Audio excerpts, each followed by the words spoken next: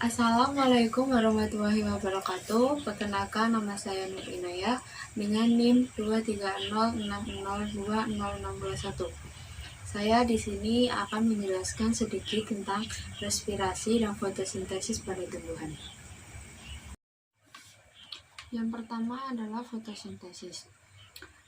Secara sederhana, fotosintesis adalah proses pembentukan karbohidrat dari karbon dioksida, CO2, dan air H2O dengan bantuan sinar matahari.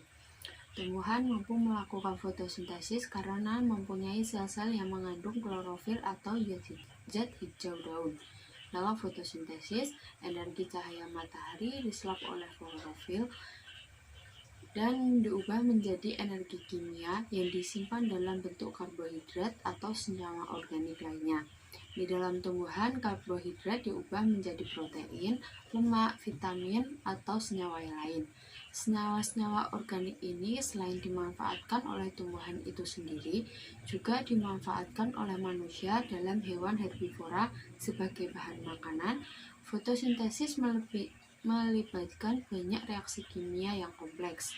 Secara sederhana, reaksi kimia yang terjadi pada proses fotosintesis dapat dituliskan. Glukosa diedarkan ke seluruh tubuh tumbuhan melalui floem. Hasil fotosintesis ini digunakan tumbuhan untuk pertumbuhan dan perkembangannya. Apabila kebutuhan glukosa sudah cukup, maka kelebihan glukosa yang ada akan diubah menjadi karbohidrat dan disimpan sebagai cadangan makanan di dalam akar, batang, buah, atau biji. Dalam akar misalnya kentang, dalam batang misalnya tebu, dalam buah seperti durian, rambutan, dan pepaya, dalam biji misalnya kacang hijau. Yang pertama, proses fotosintesis. Proses fotosintesis tidak berlangsung untuk semua sel, tetapi khusus ada sel yang mengandung pigmen fotosintetik karena proses fotosintesis dipengaruhi oleh kemampuan daun menyerap spektrum cahaya. Perbedaan ini disebabkan perbedaan pigmen pada jaringan daun. Kloroplas merupakan salah satu pigmen fotosintesis yang berperan penting dalam proses fotosintesis untuk menyerap energi matahari. Kloroplas atau zat hijau daun terdapat pada semua tumbuhan berwarna hijau. Kloroplas mengandung klorofil. Pigmen fotosintesis ini terdapat pada membran tilakoid. Pengubahan energi cahaya menjadi energi kimia berlangsung dalam tilakoid dengan produk akhir berupa glukosa yang dibentuk di dalam stroma. Klorofil sendiri hanya merupakan sebagian dari pengangkat dalam fotosintesis yang dikenal sebagai fotosistem. Fotosistem adalah unit dari tumbuhan untuk menangkap energi matahari atau klorofil. Proses fotosintesis sangat kompleks karena melibatkan semua cabang ilmu pengetahuan alam utama seperti fisika, kimia, maupun biologi sendiri. Pada dasarnya, rangkaian reaksi fotosintesis dibagi dua bagian utama, yaitu reaksi terang yang memerlukan cahaya dan reaksi gelap yang tidak memerlukan cahaya tetapi memerlukan karbon dioksida. Yang A, reaksi terang. Pada reaksi terang, energi yang berasal dari matahari atau energi cahaya akan diserap oleh klorofil dan diubah menjadi energi kimia di dalam kloroplas. Reaksi terang terjadi di dalam grana. Salah satu pigmen yang berperan secara langsung dalam reaksi terang adalah klorofil. Di dalam membran tilakoid, klorofil bersama-sama dengan protein organik berukuran lainnya membentuk susunan yang disebut fotosistem. Beberapa ratus klorofil dan karotenoid membentuk suatu kumpulan sebagai pengumpul cahaya yang disebut kompleks antena. Sebelum sampai di pusat reaksi, energi dari partikel-partikel cahaya atau foton akan dipindahkan dari satu molekul pigmen ke molekul pigmen yang lain.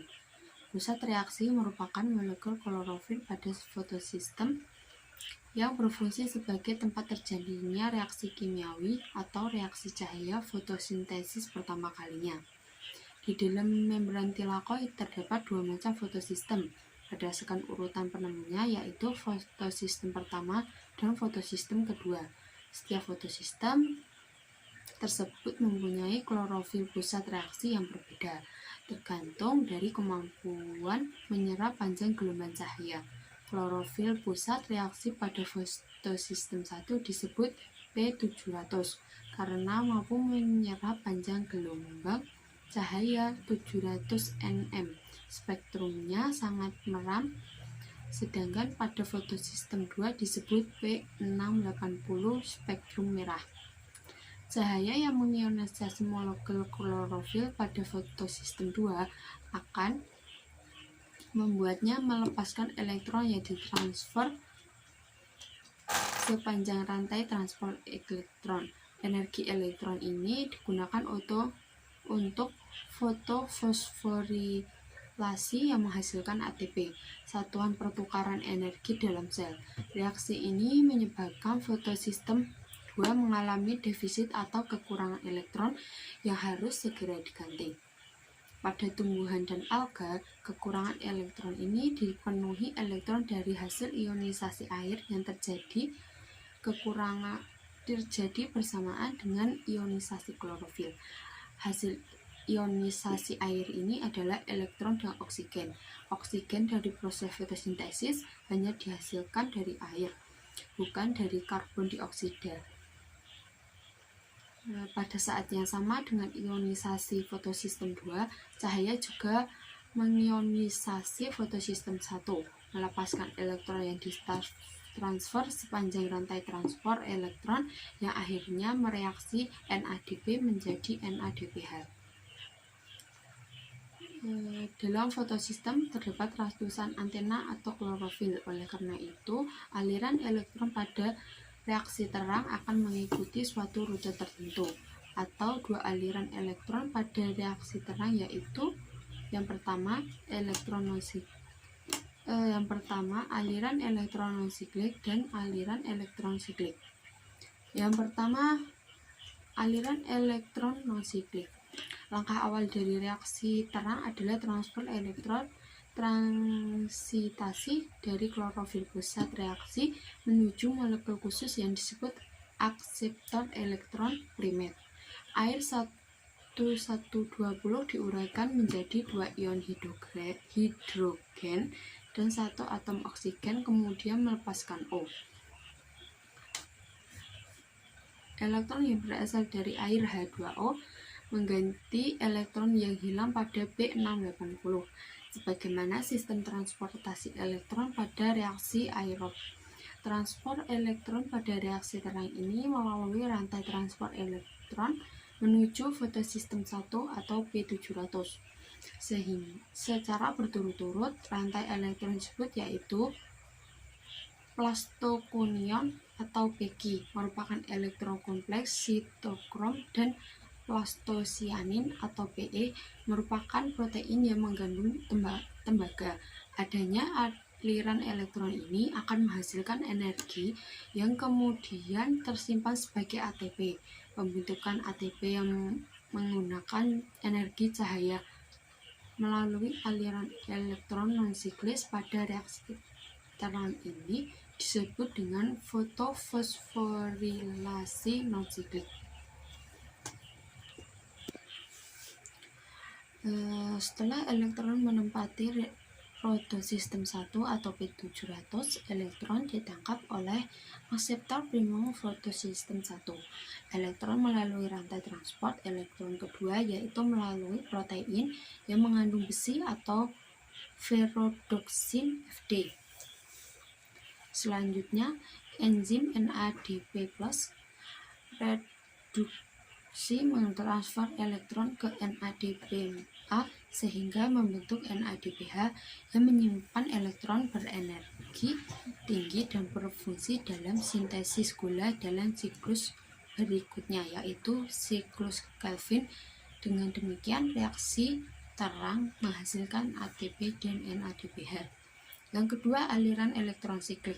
Pada aliran elektron siklik, elektron dari akseptor primer fotosistem 1 dikembalikan ke fotosistem 1 atau P700 melalui viridoksin, kompleks sitofom, dan plastosianin. Oleh karena itu, pada aliran siklis ini menyebabkan produksi ATP bertambah tetapi tidak terbentuk NADP serta tidak terjadi pelepasan molekul.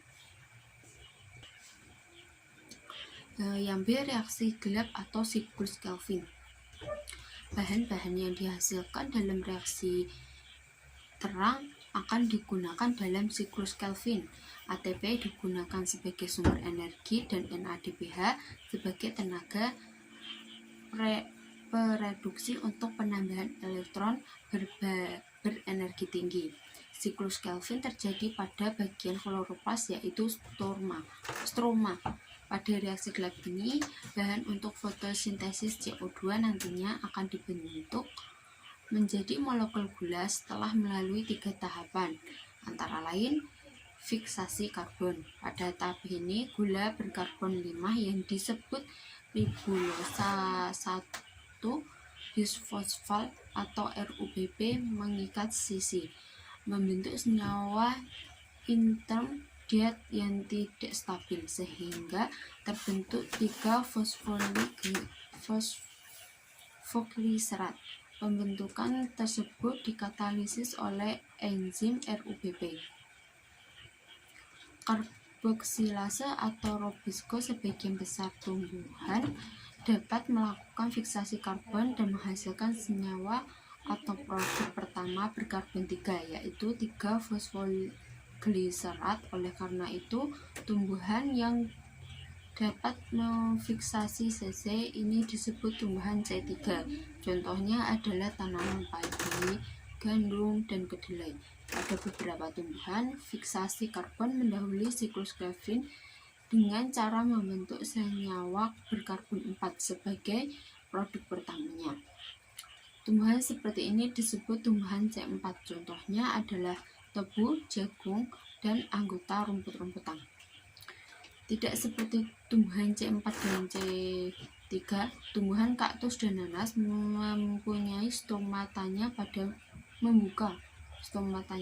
malam hari dan menutupnya pada siang hari.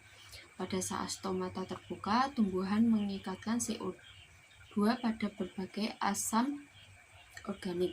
Cara fiksasi karbon ini pertama kali ditemukan pada tumbuhan famili tumbuhan penyimpan air dan disebut metabolisme alam asam krasulase.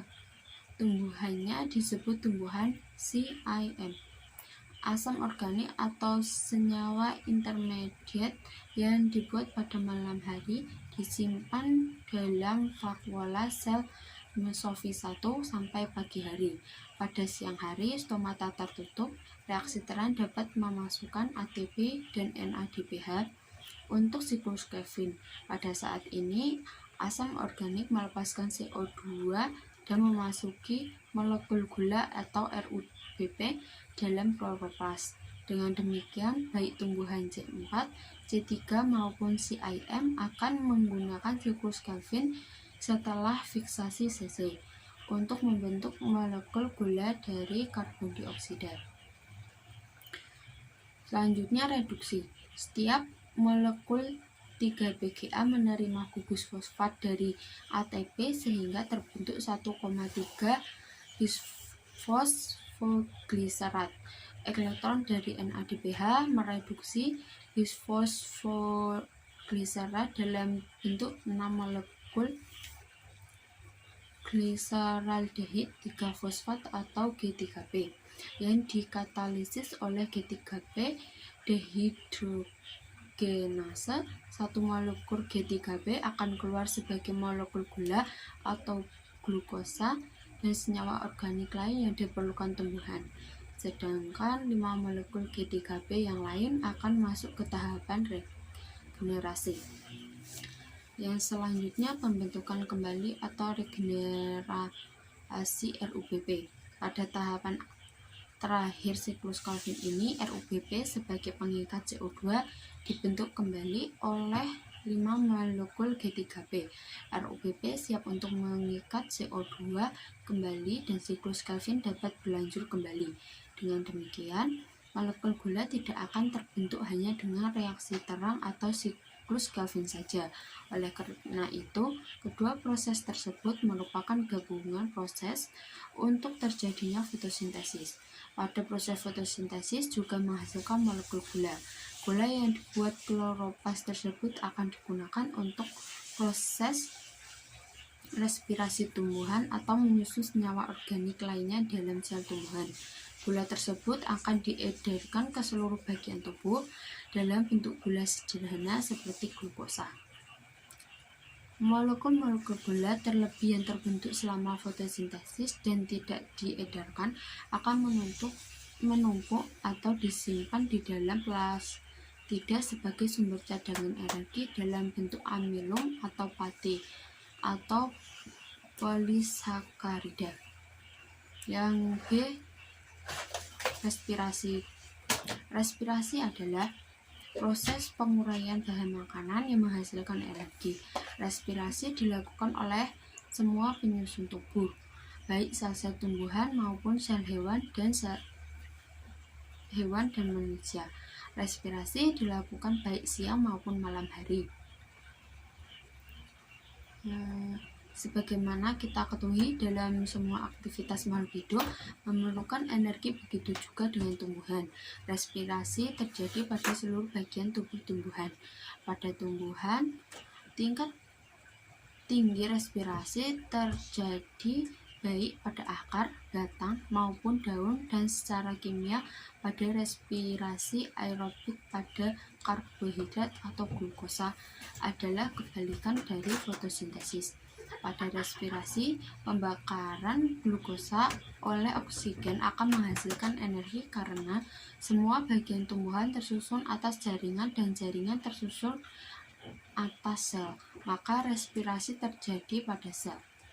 Tumbuhan hijau bernafas dengan mengambil oksigen dari lingkungan. Tidak semua tumbuhan bernafas dengan menggunakan oksigen. Tumbuhan tak berklorofil bernafas tanpa memerlukan oksigen. Tujuan proses pernafasan yaitu untuk memperoleh energi. Pada peristiwa bernafas terjadi pelepasan energi. Tumbuhan yang bernafas secara anaerob mendapatkan energi dengan cara menguraikan bahan-bahan tertentu, di mana mereka hidup dalam proses pernafasan aerob atau anaerob. Akan dihasilkan gas karbon dioksida dan uap air. Gas dan uap air tersebut dikeluarkan dari tubuh. Oksigen diperlukan dan karbon dioksida dihasilkan masuk dan keluar dari tubuh secara difusi. Gas-gas tersebut masuk dan keluar melalui stomata yang ada pada permukaan daun dan inti sel yang ditemukan pada kulit batang pegangan. Akar yang berada dalam tanah juga dapat melakukan proses keluar masuknya gas. Tumbuhan yang hidup di daerah rawa atau berlumpur mempunyai akar yang mencuat keluar dari tanah. Akar ini disebut akar nafas. Kandungan katalis disebut juga enzim. Enzim sangat penting untuk siklus respirasi. Sebaik-baiknya proses respirasi, beberapa reaksi kimia membolehkan mencampur dengan fungsi dari enzim atau mengkombinasikan sisi aktifnya. Penggunaan ini akan dapat dilihat hasilnya pada inhibitor dari aktivitas enzim. Yang pertama, mekanisme respirasi. Yang pertama, respirasi aerob. Respirasi aerob adalah proses biologi di mana senyawa organik tereduksi, dimobilisasi, dan kemudian dioksidasi secara terkontrol. Dalam proses ini, energi bebas dilepaskan dan kemudian digabungkan dalam bentuk ATP yang dapat segera digunakan dalam perkembangan tanaman. Respirasi aerob secara umum disebut oksidasi senyawa gula berkarbon 6 atau glukosa dengan reaksi dasar C6H12O6 plus O2 plus H2O. Jadi 6CO2 plus 12H2O. Glukosa dioksidasi secara sempurna menjadi CO2 dan oksigen atau oksidator hidrogen terakhir direduksi menjadi air. Oksida glukosa dilakukan secara bertahap dalam beberapa rangkaian reaksi guna menghindari kerusakan struktur seluler atau kebakaran akibat pelepasan energi yang sangat besar. Tahap-tahap reaksi aerob. Tahap-tahap reaksi aerob. Yang pertama, glikolisis. Glikolisis merupakan tahapan pertama respirasi di mana glukosa dipecah menjadi 2 buah senyawa 3 karbon yang kemudian dioksidasi dan diubah menjadi asam pirufat yang akan digunakan dalam siklus asam trikarboksilat. Oksigen tidak dibutuhkan pada konversi glukosa menjadi asam pirufat, sehingga glikolisis dianggap sebagai cara menghasilkan energi pada jaringan tanaman ketika konsentrasi oksigen rendah. Tahapan reaksi glikolisis dimulai dengan terjadinya 2 kali fosforilasi glukosa atau fruktosa dan kemudian pecah menjadi 2 buah senyawa gula 3 karbon. Jika tidak terdapat O2, siklus asam trikarboksilat dan transport elektron tidak terjadi, sehingga reaksi glikolisis tidak dapat berlanjut karena tidak adanya suplai NAD+. Akibatnya, reaksi yang dikatalisis oleh gliseraldehid 3-fosfat dehidrogenase tidak dapat berlangsung. Yang kedua adalah siklus Krebs atau daur trikarboksilat. Asam pirufat hasil glikolisis ketika memasuki matriks mitokondria didekarboksilasi oksidatif sehingga menghasilkan NADH, CO2, dan asam asetat. Asam asetat selanjutnya digabungkan dengan enzim A membentuk asetil koenzim A atau asetil CoA. Konversi asam pirufat menjadi asetil CoA terdiri atas 3 tahapan, yaitu dekarboksilasi, oksidasi, dan konjungsi dengan asetil CoA. Oksidasi pirufat dan mitokondria menghasilkan 3 molekul CO2, 4 NADH, FADH, dan ATP. Yang ketiga, transport elektron. Elektron berenergi tinggi yang ditangkap selama siklus asam trikarboksilat harus diubah menjadi ATP untuk dapat dimanfaatkan. Untuk setiap molekul glukosa yang dioksidasi melalui glikolisis dan siklus Krebs akan dihasilkan 2 NADH dalam sitosol, 8 NADH dan 2 FADH2 dalam matriks NADH plus H plus setengah O2 NAD plus H2O.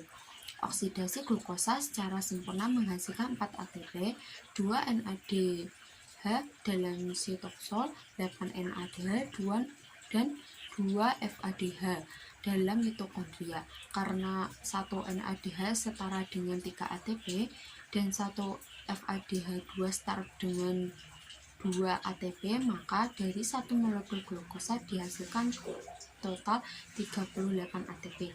Secara umum, 50% dari total energi yang tersedia dalam glukosa dapat dikonversi menjadi ATP. Yang B, reaksi anaerob. Reaksi anaerob merupakan respirasi tanpa menggunakan oksigen. Dalam kondisi tidak ada oksigen, tanaman melakukan metabolisme fermentatif atau fermentasi dapat terjadi melalui fermentasi alkohol dan fermentasi asam laktat. Laktat dianggap merupakan produk akhir fermentasi yang relatif lebih berbahaya dibanding alkohol karena akumulasi laktat berdampak pada penurunan pH sitosol. Pada saat kurang oksigen, tumbuhan akan melakukan respirasi anaerob yang hanya akan menghasilkan energi dalam jumlah yang sedikit, yakni 2 ATP saja. Yang kedua, faktor yang mempengaruhi respirasi. Laju respirasi dapat dipengaruhi oleh beberapa faktor, antara lain yaitu satu, ketersediaan substrat. Tersedianya substrat pada tanaman merupakan hal yang penting dalam melakukan respirasi. Tumbuhan dengan kandungan substrat yang rendah akan melakukan respirasi dengan laju yang rendah pula.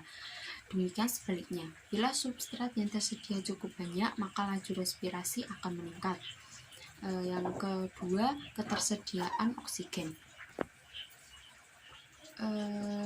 Ketersediaan oksigen akan mempengaruhi laju respirasi, namun besarnya pengaruh tersebut berbeda bagi masing-masing spesies dan bahkan berbeda antar organ pada tumbuhan yang sama. Fluktuasi normal kandungan oksigen di udara tidak banyak mempengaruhi laju respirasi, karena jumlah oksigen yang dibutuhkan tumbuhan untuk berrespirasi jauh lebih rendah dari oksigen yang tersedia di udara. Yang ketiga, tipe dan umur tumbuhan. Masing-masing spesies tumbuhan memiliki perbedaan metabolisme. Dengan demikian, kebutuhan tumbuhan untuk respirasi akan berbeda pada masing-masing spesies. Tumbuhan muda menunjukkan laju respirasi yang lebih tinggi dibanding dengan tumbuhan yang tua. Demikian pula pada organ tumbuhan yang sedang dalam masa pertumbuhan. Yang kelima, radal dalam udara. Kurangnya O2 atau kelebihan CO2 pada kegiatan respirasi akar maupun batang yang terpendam dalam tanah. Jika kadar CO2 naik sampai 10% dan kadar O2 turun sampai 0%, maka respirasi akan berhenti. Yang keenam, persediaan air. Jika kadar air sedikit, maka reaksi respirasi kecil. Jika biji atau direndam air, maka respirasi menjadi lebih giat. Pada daun yang layu, maka respirasi lebih giat. Gula atau timbunan tepung atau KH. Yang selanjutnya, cahaya. Cahaya fotosintesis substrat respirasi. Cahaya menambah panas. Panas menambah kegiatan respirasi. Selanjutnya, suhu. Pengaruh faktor suhu bagi laju respirasi tumbuhan sangat terkait dengan faktor Q10, di mana umumnya laju respirasi akan meningkat untuk setiap kenaikan suhu sebesar 100 C. Namun hal ini tergantung pada masing-masing spesies. Selanjutnya, yang ketiga adalah manfaat respirasi. Respirasi dapat memberikan manfaat bagi tumbuhan. Manfaat tersebut terlihat dalam proses respirasi, di mana terjadi proses pemecahan senyawa organik. Dari proses pemecahan tersebut, maka dihasilkan senyawa-senyawa antara yang penting sebagai building block. Building block merupakan senyawa-senyawa yang penting sebagai pembentuk tubuh. Senyawa-senyawa tersebut meliputi asam amino untuk protein, nukleotida untuk asam nuklea, dan perazat karbon untuk pigmen profirin seperti klorofil dan sitokrom. Lemak, sterol, karotenoid, pigmen flavonoid seperti antosianin, dan senyawa aromatik tertentu lainnya seperti lignin. Telah diketahui bahwa hasil akhir dari respirasi adalah CO2 dan H2O.